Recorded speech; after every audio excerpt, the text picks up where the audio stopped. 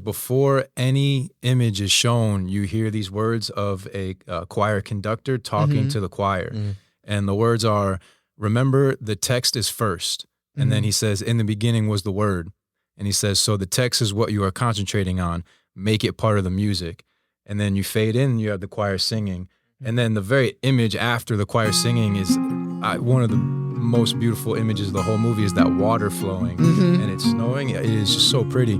But this is a story about people, I think, trying to make music with their lives.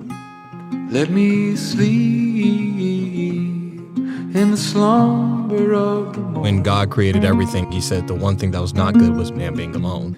There's nowhere I need to be, and my dreams are still our calling. But the world doesn't make sense anymore. It's on fire. The rich don't give a shit. Poor kids are cannon fodder. Integrity is a punchline. Trust is just the name of the bank.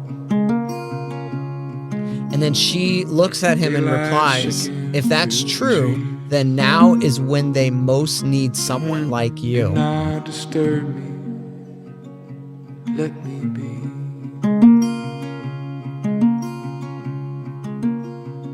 That keeps me really grounded and anchored and reminded that, okay, like God has us here for a reason. And I don't think the people he brings into our lives are accidents. Just like a good screenwriter knows to pair up Paul and Tully together. I think God knows exactly who to pair us up with.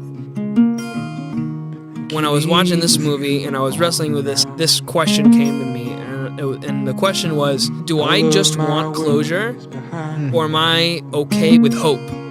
With the hope that these characters will go off and really achieve what we believe that they're going to with this revelation. Do not disturb me. Let me be. This is a journey waiting to happen. And Paul only got one kid. Yeah. We've been and are teachers, some of us depending. And there's a possibility that we only really make an impact on one. Yeah. And we might not even see their journey or what they're going to do.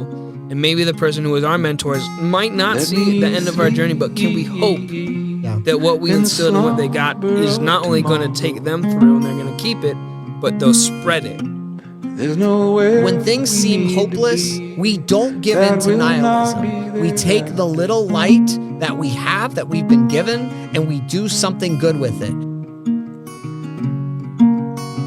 Angus's music has changed. He now is sprinting back with optimism to the place that he hated. Yeah. And so it's not really about Angus's future. It's about the story being told and these people making music with each other. And that's good. We're in the podcast. This is what we're doing this for. We are making music. My story, my song has changed. And I can look into the future and where I am now with work, but I'm singing a whole different song.